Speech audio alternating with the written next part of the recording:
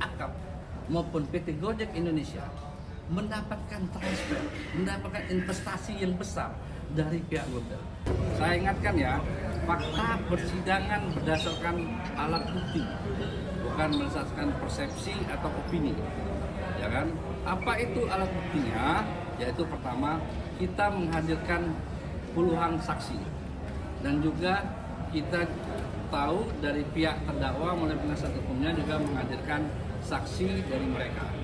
Yang kedua, kita menghadirkan keterangan ahli. Mereka juga menghadirkan ahli, ya kan?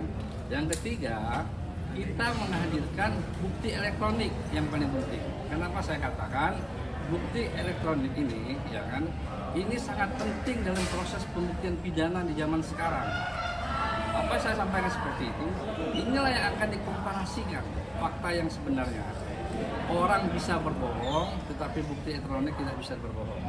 Yang berikutnya adalah, ya kan, dari pertemuan tersebut, ya, Pak Nadiem Makarim selaku pemegang saham, selaku pemilik PT Akap maupun PT Gojek Indonesia mendapatkan transfer, mendapatkan investasi yang besar dari pihak Google. Saya tanya, apakah kerjasama itu gratis? Oh tidak, ada kontraktualnya. Bahkan di prospektus dokumen itu mengatakan ada utang usaha PT Akap kepada Google.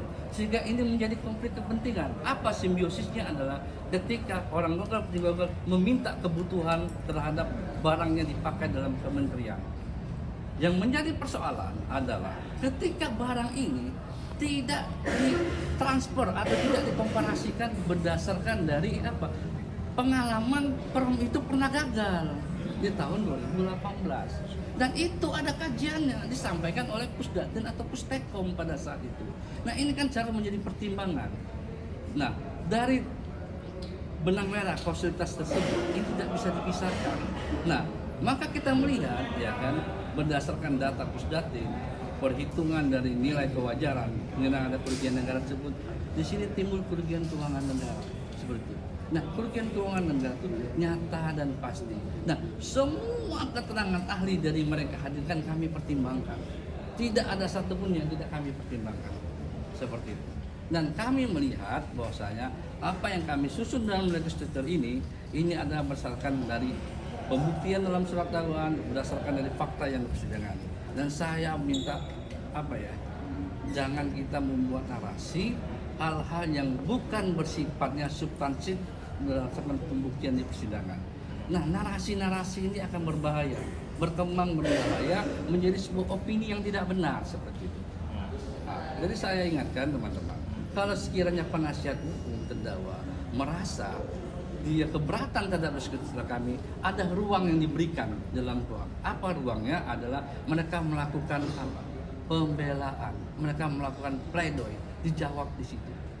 Dan ada ruangan lagi, jawab-menjawab namanya replik. Dan kita serahkan kepada majelis hakim untuk memutus perkara ini dengan adil. Saya pikir seperti itu. Jadi saya ingatkan sebagaimana closing statement saya bahwasanya kami, teman-teman saya dalam melaksanakan tugas ini berdasarkan profesional, berdasarkan tugas kami, dan kami juga tahu akan dimintai tanggung jawab. Download Tribun X sekarang, menghadirkan lokal menjadi Indonesia.